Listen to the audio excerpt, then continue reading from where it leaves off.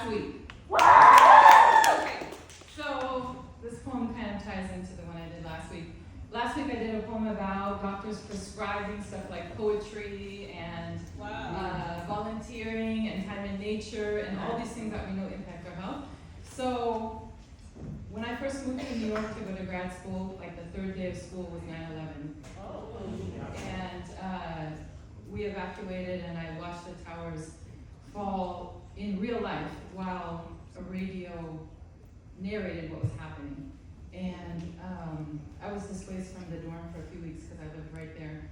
And the only thing that really gave me a sense of, I don't know, peace or whatever was to help and give back, right? As many people had the same experience. So this is about that. And everything in here is actually real research. This is from my doctoral studies. So it's called What If? They say put your own oxygen mask on first and then help the person seated next to you. But what if there was a mask that breathes life into both of us simultaneously? What if I give to you my last dying breath and just the act of giving breathes life back into my own lungs, near collapse and deflated? What if by lighting your fire, my flame grew brighter, like a mirror to a flame in the desert? What if our bodies forgot which heartbeat was which as you held my hand and pulled me up, your own heart growing stronger in the process? What if adolescent boys in inner city schools who witnessed community violence but managed to help others, therefore had less aggressive behavior?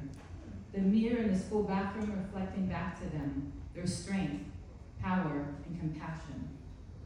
What if refugees from war-torn countries ached a little less for their homeland as they extended a hand to others who arrived on the shores of Australia, their outstretched hand a welcoming, somehow reaching out to their own former selves in the process?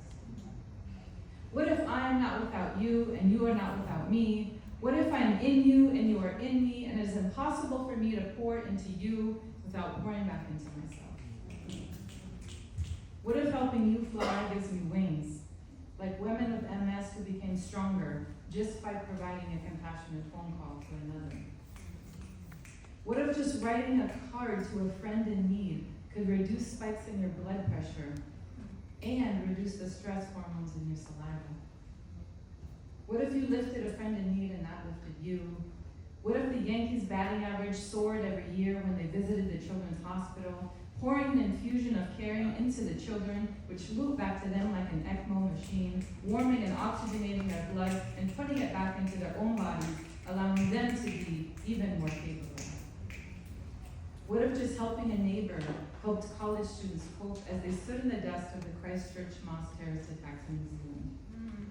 And what if even the mere intention of helping someone else in the future led to greater happiness? And what if even having helped someone in the past did too, as though caring for others was a drug that did not know the limits of time? What if volunteering once a week brought the equivalent change in happiness of moving from an income bracket of less than $20,000 a year to a bracket of $75,000 to $100,000 a year, as though love were a currency more powerful than money? What if we had, not within ourselves individually, but within the connections and interactions between us, an untapped tool for healing? What if helping others was a public health intervention? What if all of this was true? Would you do anything differently? Wow.